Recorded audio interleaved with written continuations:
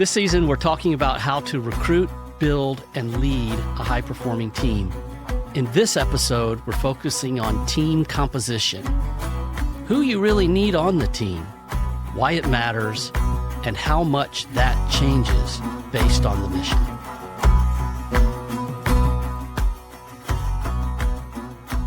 I'm excited today to have with me, of course, my co-host, Scott, who lives and leads from the Middle East, as well as Teams Guru. This episode is perfect for you, Jim. I'm so excited you got to join us. This is your sweet spot. Certainly. Teams Guru Jim Doggett to talk about team composition and helping people understand their wiring and how they can work together and how they can maximize their performance. This is where Jim has helped me so many times over the years, helped, I would venture to say, maybe hundreds of other teams to do that. And so really thankful that you're here with us, Jim. So let's just start right off with the question, how much does team composition really matter in ministry? I mean, if people love Jesus and they're spiritually mature and they're aligned around the mission, isn't that good enough? What do you guys think? Well, I can tell you, having been on the field in cross-cultural work for 15 years, that I've seen a lot of conflict with people that love Jesus, they're spiritually mature, they're aligned on the mission, but boy, that does not mean they can get along in a healthy way sometimes. So I think there's some other things that matter. That's conflict ready, but also I've seen teams where they do all those things, but yet it's like having a car that's missing a wheel. It's like, how is this car going to really move down the road without all four wheels? So it's definitely an important thing. Well, I'll echo that, of course. Loving Jesus and being spiritually mature is definitely a prerequisite because anyone who's going to labor in another culture. So you want those things for sure. I think the question is, what else do you look for? And I can't wait to talk with you guys because we have operated on a team before at different times. And it's a fun thing to discuss when you have been on a team, different gifts and so forth. So I'm eager to step into this conversation and see where that goes. Yeah. I was thinking the other day about people building a house and how, if you didn't have the right composition, it's like, can you imagine? You don't really have an architect, but it's like, how hard can it be? And you don't have an architect. And so somebody just slaps something together and it looks like a kid's tree fort. Yeah. No, you need the architect. And then what if you put the hammer in the hand of the architect and tell him to go make, no, it's going to be a mess. Yeah. Or, got people laying concrete. It's like, I've never really done this. I'm an electrician, but how hard can it be? It's like, no, you got to have these different roles where people are really gifted and experienced and good at it. So I think it matters a lot. And I think we have some good scriptural background to that. Jim, you always like to talk about the scriptural basis. What thoughts come to your mind? Well, in 1 Corinthians 12, Paul is talking about the team is like a body. And if, what do you call a body that's missing a limb? It's handicapped. And so a team that doesn't have a mix of particular gifts is going to be handicapped. Now, handicapped teams can be effective also, but how much better to get all of the gifts together? And in that 1 Corinthians 12, the two pitfalls are, if you think your gift is superior to the other gifts, you kind of look down on the other gifts, and that will lead to dysfunction every time. Or you might think that your gifts are not as important as other gifts on the team. You might have too low of a view of your contribution. I don't think evil cares which ditch you get into, the I'm superior or I'm inferior. What he doesn't want is for teammates to contribute their gifts and receive and work well with the gifts of others. That's the difficult middle of the road that we're called to in high-performing teams. Yeah. That's good. And so, Jim, I remember decades ago when we first started talking about all of this over wings and having a great time discussing it. And you would use the word wiring a lot. And I'm sure we'll use that word throughout the episode. But I think we probably would help our listeners to unpack when we say somebody's wiring, how could we break that down? What would be a little bit more specific description of wiring? Yeah, we are talking about the whole person here, their gifts, their temperament, experience, their calling, what they're passionate about, their role fit. It's all of that. Wiring really is what the parts of who a person is that God has been sovereign over from the beginning. Guess what? That's all the parts. Yeah. The DNA from the parents, and then also the experiences that have shaped that person. I truly believe that one reason my heart is shepherd-like, one, God created me that way. But I was also in a family where shepherding was needed often in our family. And I enjoyed stepping into that role and being that for people that I loved. And so that was formational for me, to the 60-year-old man that I am now, the gifts that I have and the way that I have been wired. A lot of it is just God's giftedness, but then there's other things that help shape that over time. And so God is sovereign over all of that. So when we talk about someone's wiring, we're talking about what's inside of the person that has God's fingerprints all over them, that he created them in this way. That's maybe hard to describe. It'll come out as we talk about actual gifts on the team. Yeah. Well, I know, Scott, we often speak together in terms of someone's shape, and that's an acronym. And I'd love for you to kind of just explain that shape acronym for our listeners. Yeah, what I would say a brief overview is the S of shape stands for spiritual gifts. And so these are God-given ways that you minister effectively. So the first thing is spiritual gifts. The H represents your heart. So this is your passions, your burdens, your deep motivations, the things that make you want to pound the table because you're just, this shouldn't be, or we've got to make this happen. So that's the H, or the heart. The A is your abilities. So this is going to be your natural talents. Some people are just naturally talented with certain things they're created, and then some talents can be learned. And, like I was very insecure about public speaking, but I went to a Toastmasters and learned some skills. And so now I get asked to speak all the time, but it was a learned skill. It wasn't something I do naturally. So S is for spiritual gifts, H for heart, A is for abilities. The P is for your personality. So this is your God-shaped style and temperament. We've got all different types of tools for that to help you understand personalities and their differences. But also so that's the P. The E in the word shape or acronym is experiences. Jim just mentioned about his heart is to be a shepherd. So that's kind of his heart and his passion, but also it's part of his personality. But his experiences growing up in the family, there was a need for shepherding. So he fell into that. So God gives us life's events that can include our joys that gave us things, but also some woundings in times, that experiences that God uses to shape us. No pun intended, but to shape us in those things. So that's the acronyms of the shape: spiritual gifts, heart, abilities, personality, and experience. Yeah. Thanks for sharing that. That's helpful. Jim, as you have used a lot of different temperament tests and gift testings with people, do you ever run into people that are concerned that using those kind of puts a label on them or on other people? How do Christian leaders use these in a healthy way without putting a label on somebody that's not healthy? Right. No, it wouldn't be healthy. I love, again, to go to Scripture and say differences are good, they're necessary, they're real. Again, 1 Corinthians 12 or Romans 11, there's places to look in Scripture about. But as a Christian leader or someone who's trying to invest in a team, I think there's a way to communicate value, even in a difference.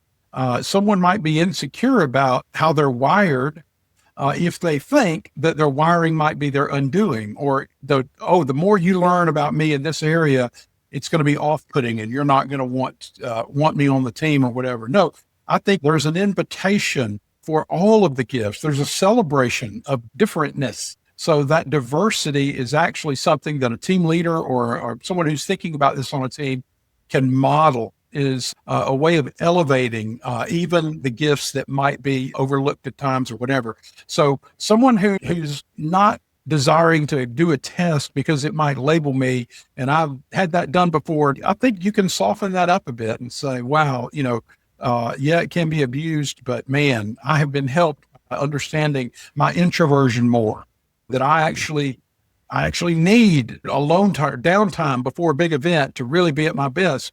And someone else is extroverted and they need to go yuck it up with their buddies before they're having fun and doing something else. So anyway, the knowing yourself is great. And I think a team leader can model valuing diversity is a good way to overcome the resistance to being, quote, put in a box.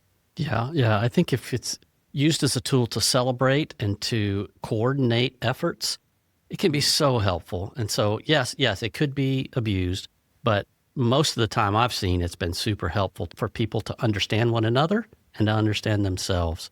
Yeah, I agree. I think what I have seen when people feel like they're being put in a box, it's really helping leaders have greater understanding and maybe even more empathy. It's almost like we're not putting you in a box. We're helping people that aren't in your box and don't understand your box to open up and come out of their box to say, oh, wow, I need to, anytime you do public speaking, you have to consider your audience. So it gives you a new way to understand your audience, or in this case, your teammates. So that's why I think it's effective and helpful. That's good. So I have a question for you guys.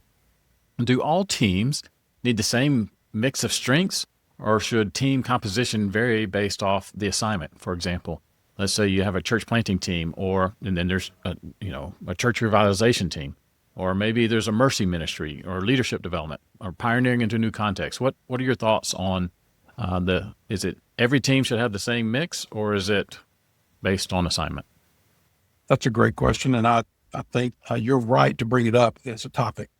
I believe that, again, going back to the body example, I believe that you need a diversity of gifts to really be a team. Even the fullness of God is understood in the three parts of the Trinity. So they all three are one. And I'd say that's a great example. A stool with two legs is not a stool. It is not helpful as something to sit on.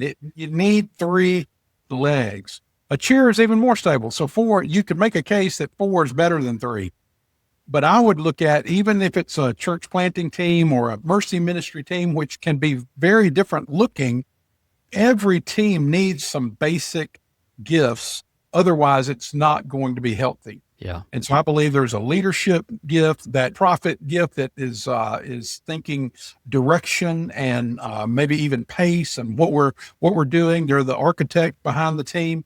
Then you have that priest gift, that shepherding, it just comes natural for them to love people. That's what oozes out of them is relational capital.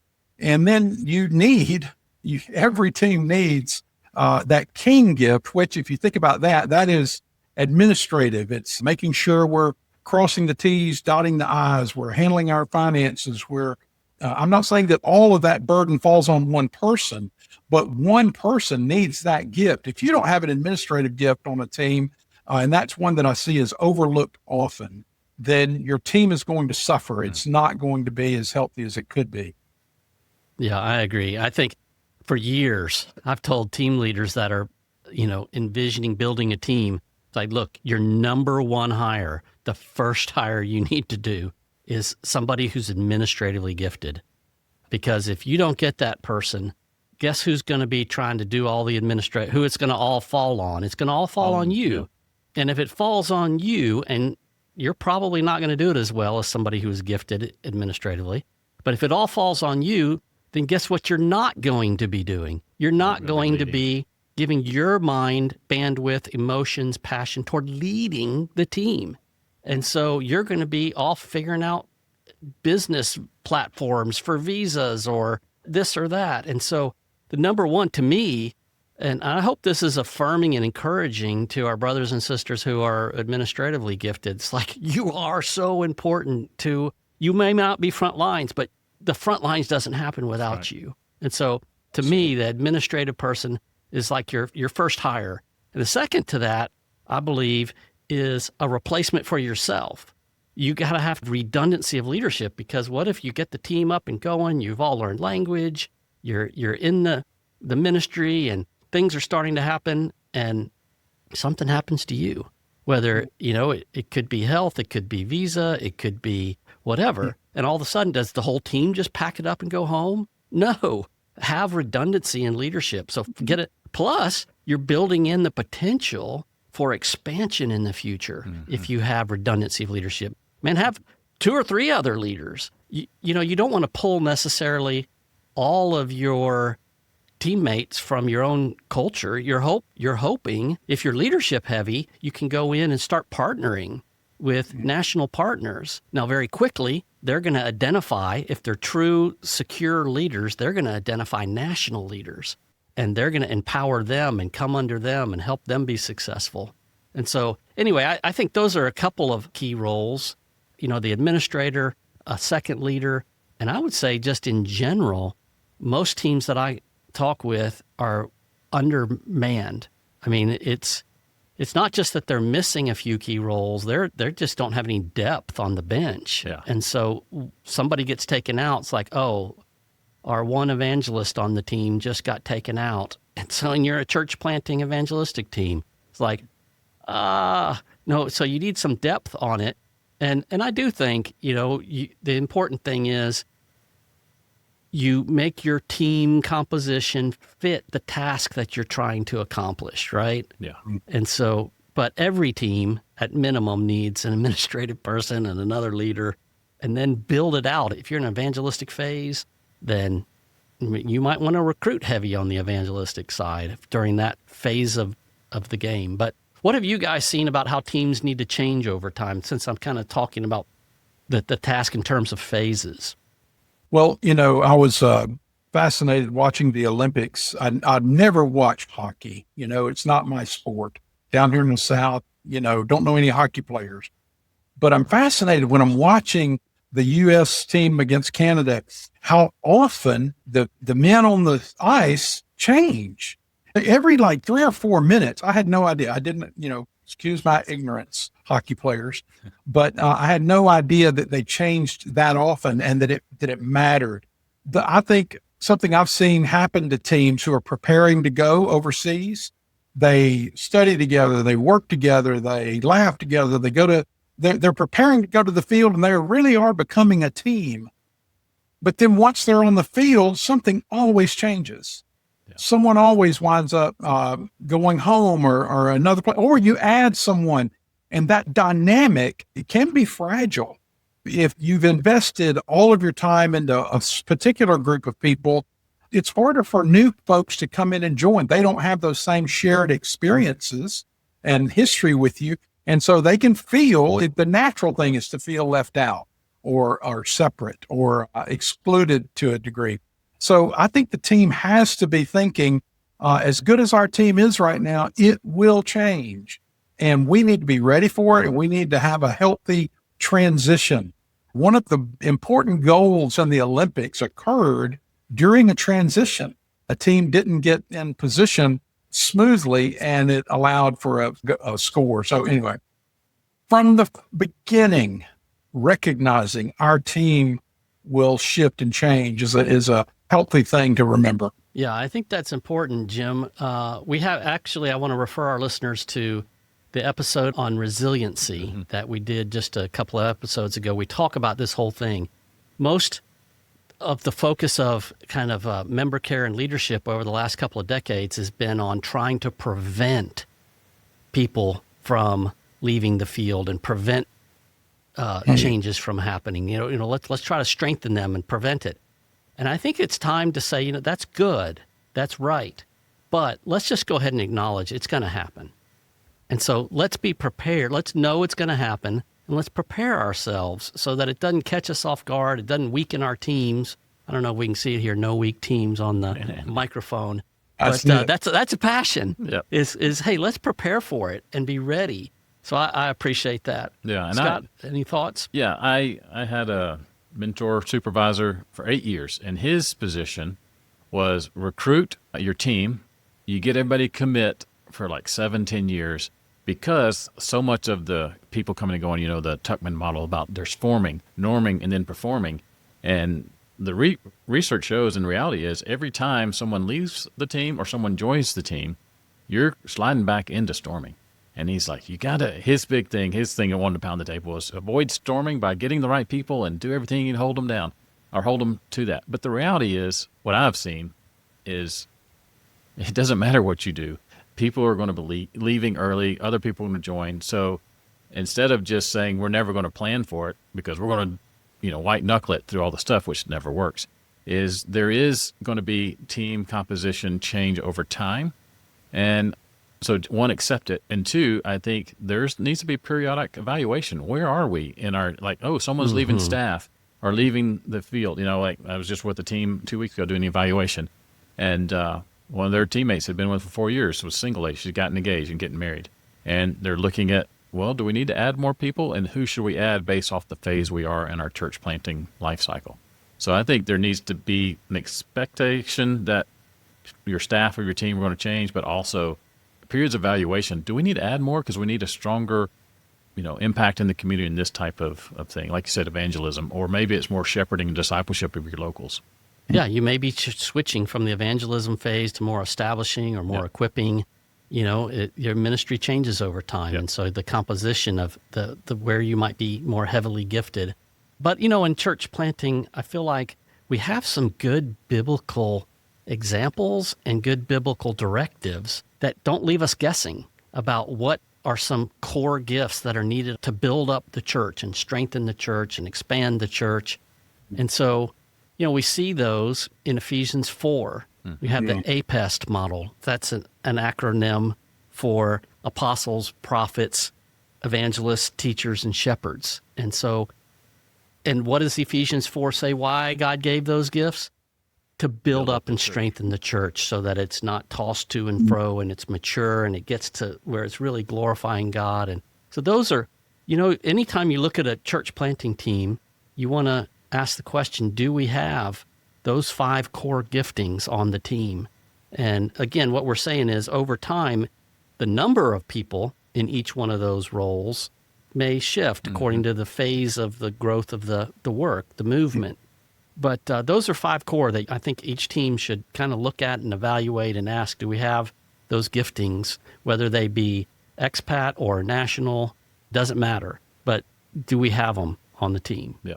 I remember I was coaching a guy who was putting his team together. He recruited just about everybody. He was doing a medical clinic, and he was like, I need one more nurse. And he's like, do you know any nurses? Because I help do networking and try to connect people to teams and stuff. And so I said, well, first off, tell me about your team. And I just asked using the APES, like, go through all the people on your team. And he went through, and he had no evangelist on his team. And this is the beginning. Like, he hadn't even launched yet. And I'm like, well, you don't just need a nurse. You need a nurse with the gift of evangelism. And he's like, oh, wow, I never even thought of it that way. It's like, no, you're a church planting team. And I asked him, if it came down to it, if you had to give up the clinic or the church planting work, because there's going to be a time there's going to be conflict, what would we choose? And he said, I'd burn down the clinic in a heartbeat to see a movement. So I'm like, okay, that evangelist is more important than a nurse, but try to get both if you can. Yeah. All right, so we've been talking a lot about gifting and temperament and experience, but there are some other things that are important, like character and chemistry and competency. And so how should we, when we're trying to think big picture about who we're recruiting to the team, how much value should we place on those? And I guess, Scott, I'm wondering, you particularly, have you seen leaders make mistakes in that, where maybe they've overvalued one thing over another? Yeah, I think I've been surprised at how much chemistry can be valued. It's like, oh man, we really get along. I really like this. Like, we really clicked. And I would be like, well, like previous example, do they have the right gifting? Do they have the right skills? Like, well, no, they don't really, but we'll find a way to put them on the team. And I'm kind of like, but that's not, this, if you're running an English school and English isn't their first language and they're not good at some of the other roles you need, but you really like them and they're a great evangelist, but they got to do more than just that. And so I think character and competency of the role that you're calling them into are more important than chemistry. You think of what's Lencioni's talking about, ideal team players. They're hungry, humble, and smart. And so that's part of the competency, but also, and humble is part character, but smart, do they know what they're doing? I don't know. And hungry, do they have the drive to do the stuff? Because that's going to help with the perseverance. So I think there's a lot of things. I think another is, what are their values? And values in the sense of how people make decisions, because that's where the rub tends to come, is when team members have different values, that affects the way they see problems or opportunities and their decision-making process. And so that when there's a decision to be made and their values are not in alignment, then, man, it makes it harder to have a unified decision unless someone's saying, okay, you're the team leader. I disagree with this, but I will submit because you're the leader, and unity is more important than how I feel about it. So Yeah, that values one is so critical. And we're going to have in the future a whole episode on values because that is so important to have alignment there. And we're also going to have an episode on what are the basic characteristics to look for regardless of shape. What are just some of the basic qualities you want to look for if you're a leader trying to invite some people into your team? Those deserve their own episodes, and so we're going to do that in the future. Yeah. And Bob, I got one more thing to share. I think it was Dr. Venugopal, one of his research papers, if not, forgive me, but I'm pretty sure it was him, did some research on like 45 teams for team effectiveness. And out of the 45 teams, only 2 of them were effective, meaning they hit the goal they wanted to do. 42 of them did not hit the goal, but they all got along great. But the 2 that hit their goal didn't like each other. They don't talk to each other anymore, even though they hit their goal and all went home. And I think one of the teams just didn't make it. But I think chemistry, it's almost like you can become a holy huddle, but that doesn't mean you're going to be effective. Yeah, man, it's such a balance there, isn't it? Mm-hmm. Because, if you don't have chemistry, then the work can be that much more challenging, right? And so you want a certain level of chemistry. Yeah. You want a certain hey, we don't hate each other. Right. But it can't necessarily be king. I mean, if the focus becomes on I'm trying to pick a friend group, then you're in trouble. Yeah. It's like you need to have friends outside of your work team just to have healthy balance in your life. If your whole world is your team and you don't have friendships outside of it, then everything is amplified in its importance, and every conflict becomes more tense and more distressing. And so I think there's that balance. Now, my wife would say, and she finally got me to buy into it, when we first got married, she'd say, yeah, but like we would talk about discipling relationships. She'd say, maybe men can say, well, I don't have to have, this clique with the men I'm discipling. I could say that and hey, he's a good guy. We don't have to both have everything that we love to, hunting and wings or what, we could have different interests. That's fine. And she's like, man, with women, the clique factor is super important. And so I do buy into that now when it comes to discipling relationships, that I've just seen that play out with women. We haven't been getting a lot of people commenting in the comments, but would love to have people weigh in with their insights on this. And what do you think about this issue of clique? And is there a difference between men and women in your observation? But anyway, would love to stir up the pot a little bit more on just getting people interacting with each other, which would be a lot of fun. Yeah. But are there some warning signs maybe that you guys have seen that people maybe they're godly and even they click and get along and they're committed, but just warning signs that, hey, this team is not compositionally what it needs to be. It's not fitting the task at hand. How would that show up? I think there's a lot of emphasis these days on not having conflict or having a team where they're so committed to no conflict that they might actually be a well-oiled machine that's not cranked. It is true everywhere that work produces heat. It is a scientific principle that all work produces heat. And I'd say what a good team is, they know how to keep the engine cool. Yes, we are going to produce heat as we're working with one another, but let's be very good at cooling off. And the goal is not to create an engine that doesn't produce heat. That would be impossible. It wouldn't be a working engine. The goal is to produce an engine that knows how to stay cool and regulated and not overheat and blow up. That's on one extreme. Then I see some teams that are just constant conflict. And I usually believe there's an element of humility that is a requirement for every team member. That even if you're not born humble, you need to recognize the need for humility. There are several places in Scripture where the qualifications for an elder are listed. But humility is one way to see a lot of them. There's a lot of emphasis on hospitality. Hospitality is mentioned everywhere qualifications of an elder are. I think that's a winsomeness, a woo capital, a relational capital that people need to have. So there has to be a humility that is curious about other gifts and other teammates, and really a desire to champion and celebrate. We've said that word already, but warning signs, I would say a team that is not producing heat, or a team that's not learning how to cool one another off in a healthy way. So that you need both of those things happening. Yeah. I would think if you have a team and they have like KPIs or metrics that they measure, and they're finding in one area that they're constantly coming up short, like, oh, we're really low this month on this activity or on these results, and it's month in, month out, then maybe that's a compositionally weak area. Like, oh, we probably should try to recruit someone that's really gifted at that or can do that better.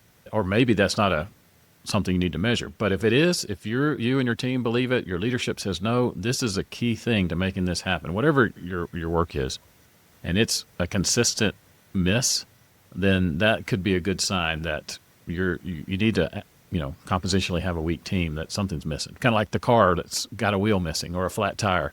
It's like, well, we need to either inflate that tire or we need to change it out.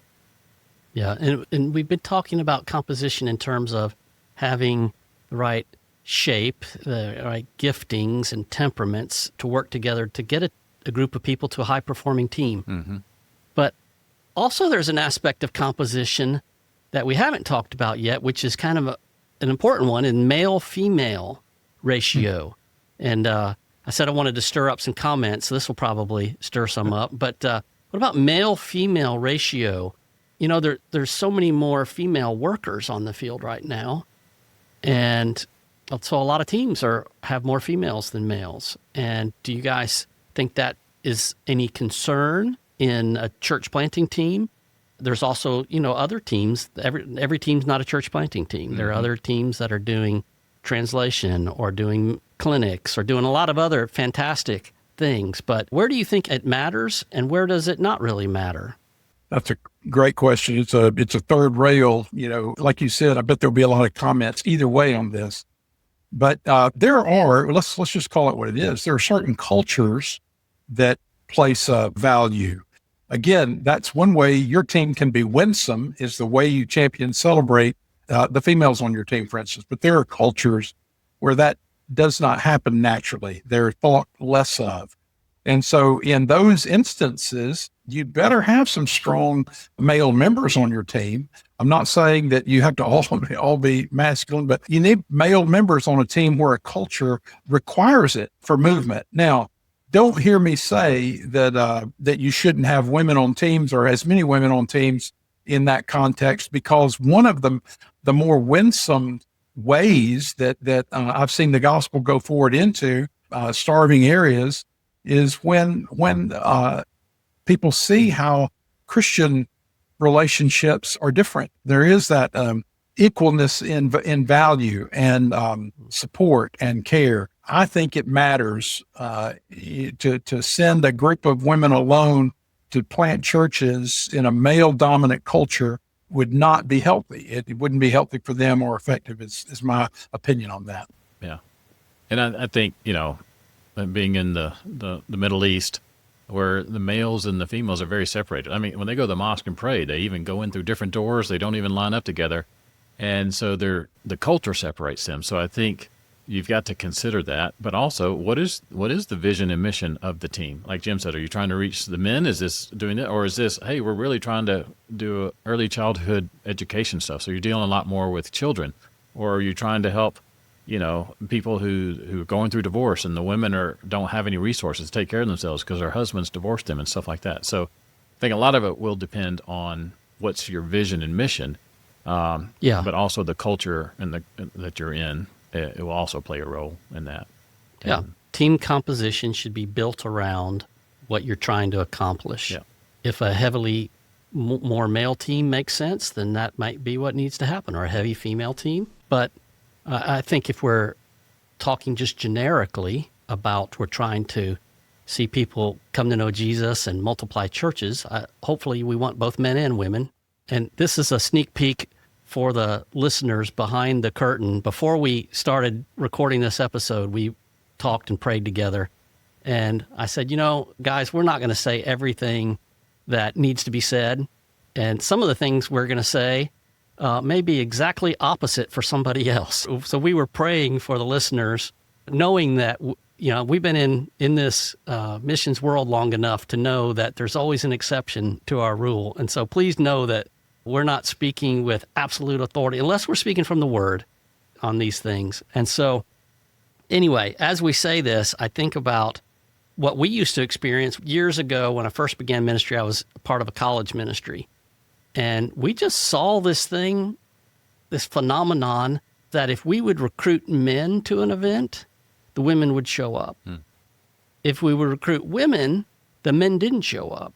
And that was just, it's like, I'm not saying it's right or wrong. I'm not saying it's good or bad. I'm just saying it was just an observation. So I think there are missiologically, you kind of got to exegete your culture and figure out, is that true in our culture? And make appropriate balancing moves in light of your end goal and who you're trying to reach. Donald McGavran talked about the homogeneous unit principle, which is that in its simplest form is just stated that people tend to come to know Christ with people like themselves. Mm-hmm. And I think in general, men tend to come to Christ with men more than they do with women. And so I think it is important that we mobilize more men to the field and try to bring some balance to the workforce. So, yeah. Amen? Yeah. Bob, you talked about, men recruiting other men and being like themselves. Have y'all seen teams where the key roles were left unfulfilled because a leader really just recruited people that are like themselves?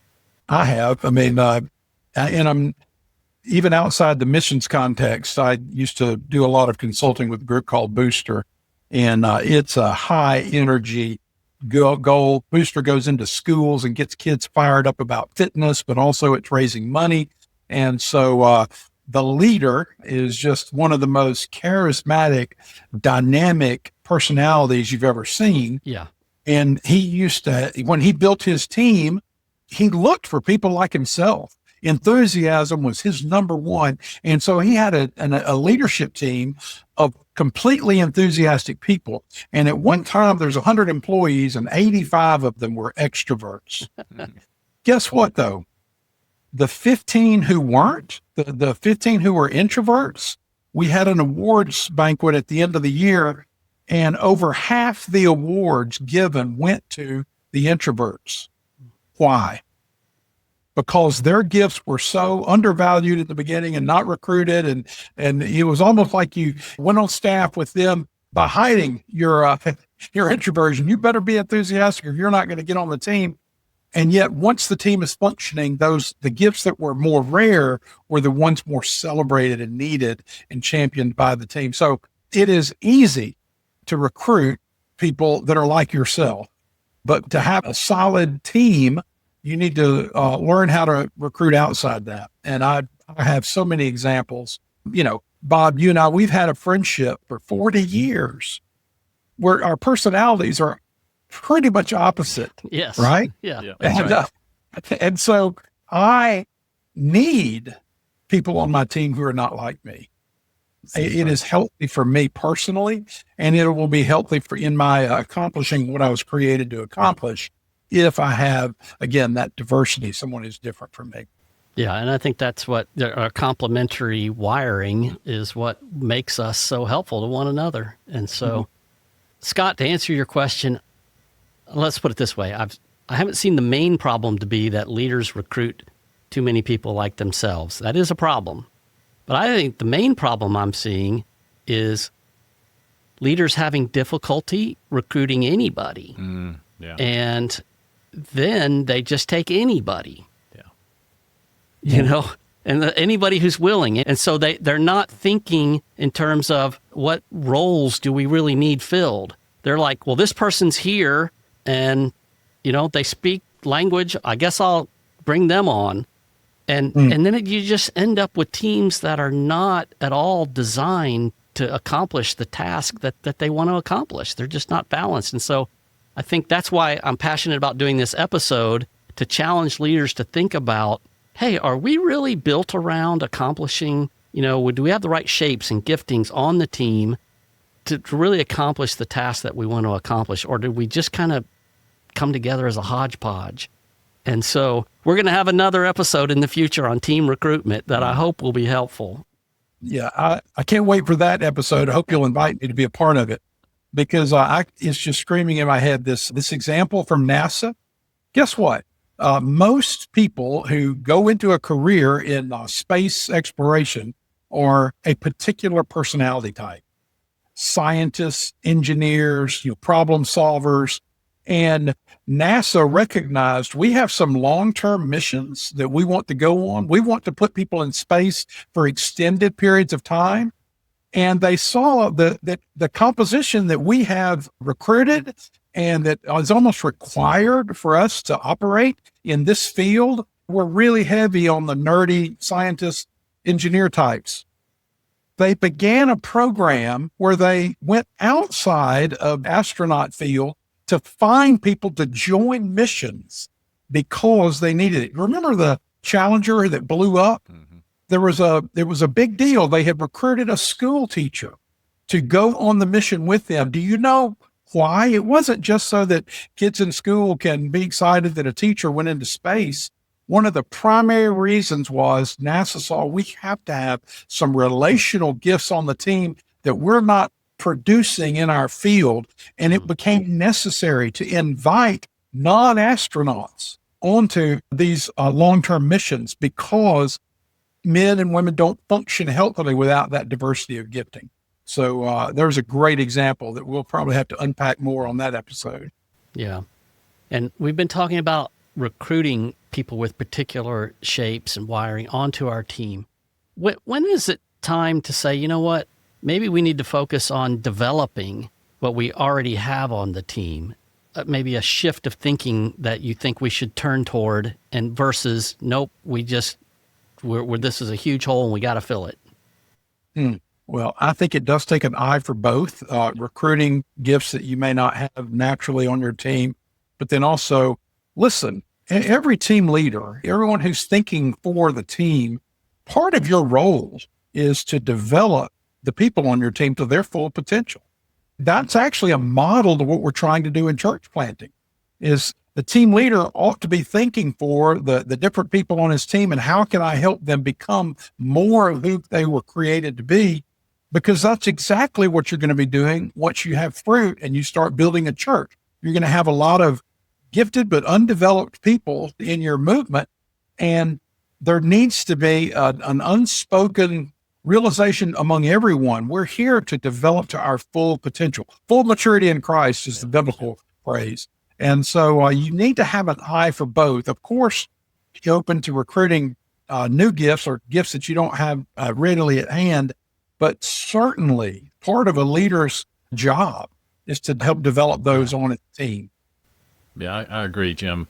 You got to do both. And I think, I'm a big fan of the lead, develop, care model, and the develop pieces. You got to lead with developmental mindset. So you're always trying to develop your people. But at the same time, if you think of a room and you're putting furniture in and stuff like that, you can never develop a chair into a light bulb. It's just never going to happen.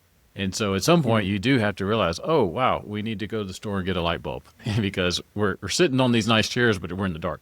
And so at some point you can develop people, but you can only develop them so far because of their shape.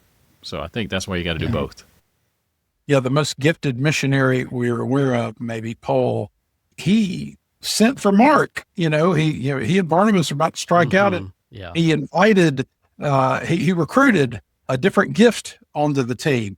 And then you look at Paul throughout his ministry, he's always adding, and then he's sending them out. That's another dynamic. The team is always changing.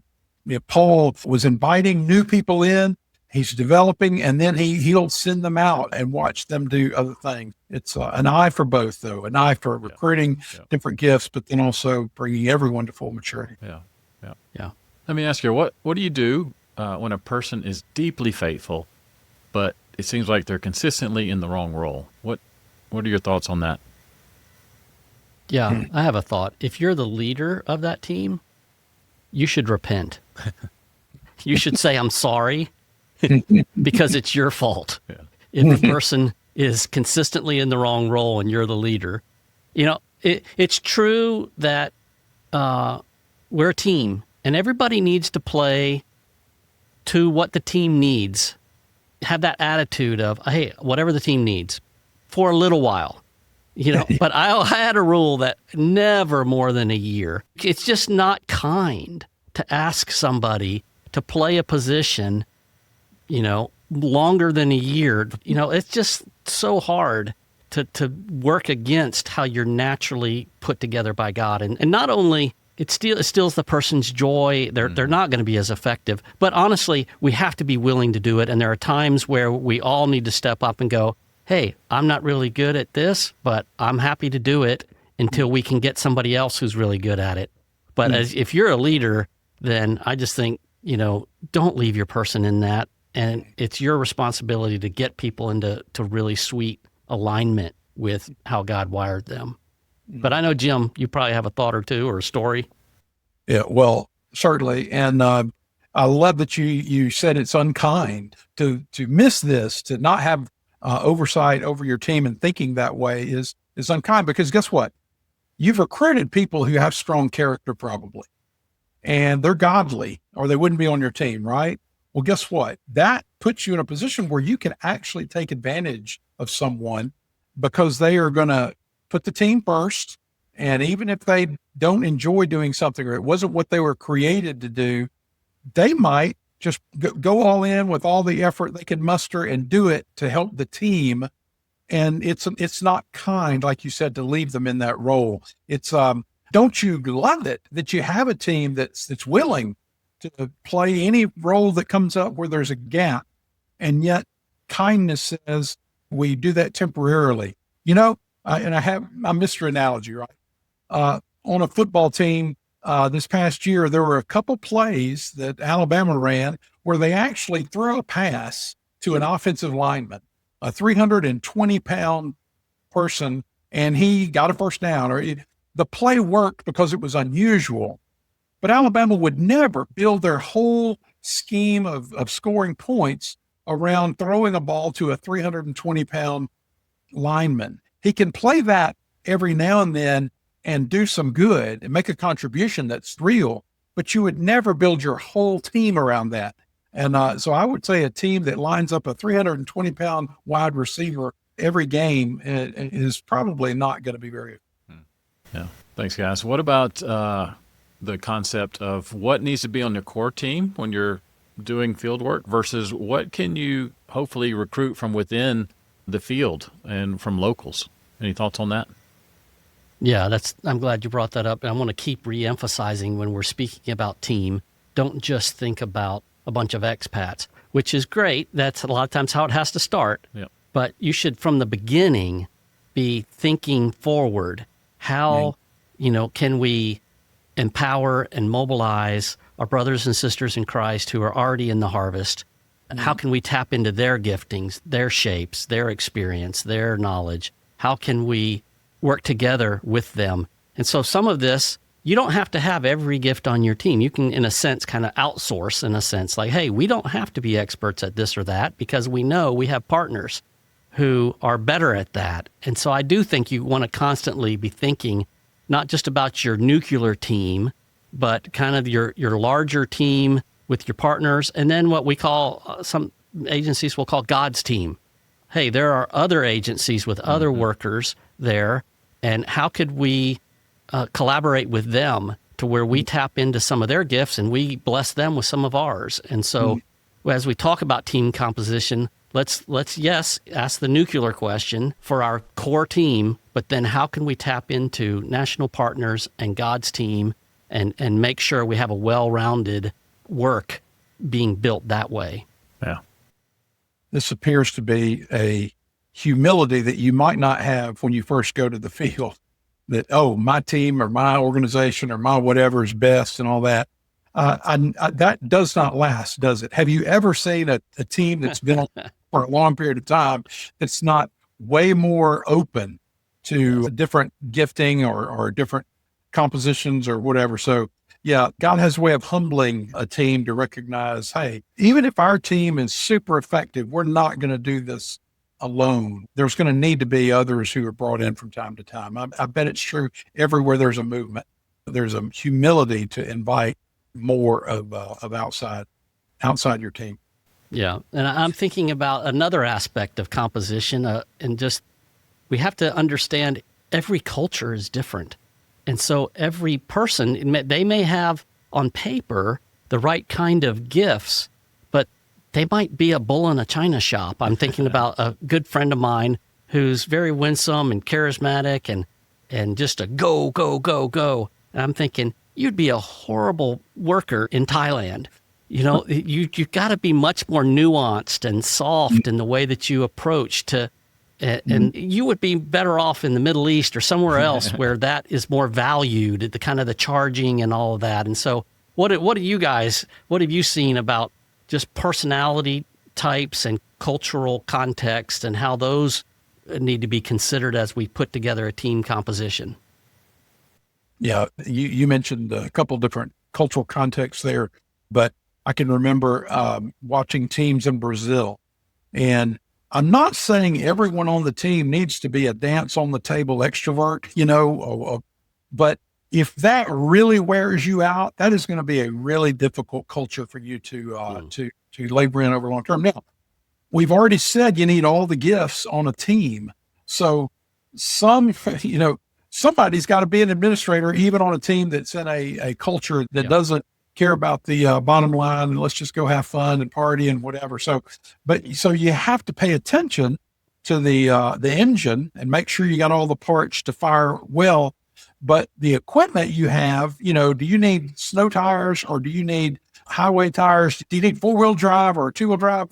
All of that is culturally contextual and needs to be thought of. If you have a lot of people on your team who aren't naturally going to flourish and thrive in that culture, then you better have a lot of people on your team and allowing for a lot of rest, a lot of downtime. They're going to need more than a Sabbath to operate well if they're in a culture that is just completely against the way they're wired. So I think, cultural context is important in other ways as well, such as age makes a difference. Like so many cultures, whoever the oldest person is, they're the leader, or you fall in line with them. In some cultures, whether if you're married and don't have kids, or if you're not married, you just don't carry as much weight. So, but if you're married and have children, in our culture, if you're married and have children and have a son, it's even got to be a son that gives you more weight and credibility. Now, I'm not saying, we're not going to take this person on our team because they don't have a son, but just think about, what does your culture respond to? What's going to give you a greater voice and influence? I know one team, they were in a Middle Eastern country, and in their country, after dark, single women just aren't supposed to be out. And so all the single women on the team basically had to be home at like 7 p.m. But yet they're at home alone at night. And just several of the teammates over time just got worn down because they weren't necessarily introverts. They need to be with people, but they couldn't go out. Or their teammates, the moms on the team were like busy homeschooling and fixing food and getting kids to bed. So they just didn't have the capacity to fill up the social needs of some of the single ladies in some of these more restricted cultural places. So I think those are things you've got to consider as well. But along that, what can field leaders do to assess their composition of the teammates or team members and any gaps that might be, in their current composition without dishonoring their current team members? Any thoughts on that? Yeah. I'm glad you asked that. I'm glad you brought up the age thing, because that's another aspect of team composition that needs to be considered. I don't know that we will bring up everyone that needs to be considered on this podcast, especially as we bring it to a close. We've probably missed some. But I do think this is a good question as far as how do you have this good conversation with the people on your team about, are we missing somebody? Because it can be a bit, let's say you're the team leader and you want to say, well, I think we're missing someone who is really gifted in evangelism. Well, you might have some people on the team like, are you saying we're no good? Are you saying we're not I thought I was gifted in that. Are you saying I'm not good enough? Or, just you put any gift, fill in the blank, whatever gift. But we need to have honest conversation. You don't want to just do this by yourself in your closet. Although I do say leaders should get alone and by themselves in the closet and pray and ask the Spirit to show them things. But they should never end there. It should be, you should be going to the team and having healthy conversations and involving the team. And so this is a good question. How do you do it? We're going to give you a tool where we're going to put that in the description that you can download. It's just a little team composition, evaluation, and reflection, for this episode. And so maybe that's something. Maybe you could just bring out the tool and say, hey, here's a tool from a podcast. Why don't you all listen to the podcast? Why don't we use this tool together? And let's just all put on our Kevlar or whatever and be willing to be kindly honest with one another. And let's figure out, are we missing anyone that we need to partner with or bring into the team? Or do we need to develop in some ways that we're not strong currently, but we could be? And so I think that using the tool and just having an open conversation, hopefully that's helpful. So, guys, it's been great having you on the episode. I feel like there's lots of other angles we could hit this from, but thank you for being here with us today and talking about the team composition issue. It's been a joy to engage with you men around this. Honest discussions, and we had one today, didn't we? Yeah. And so the honest discussions are going to help your team. I would say also, Bob, it needs to be a part of your team's rhythm and cycle. Yeah. Otherwise, we only bring out this tool when the team leader thinks we have a problem. Is it me? And everyone's pressure goes up. Oh, you can reduce the pressure by just establishing a rhythm of every 6 months or every year. We're going to look at this. We're all going to be vulnerable here and just talk about our team composition. It needs to be a part of a regular rhythm. Otherwise, it will become a pressure event that's probably not as productive. Yeah, but thank you guys for letting me join you in your team conversation. I really enjoyed it today. Well, thanks, Jim. No, that's really good, Jim. Thanks for adding that. That's great. Well, this has been the Field Leaders Podcast, a podcast that is a part of the Missio Nexus Podcast Network. Leaders, you are not alone. We're here to help you learn, grow, connect, and collaborate. God bless.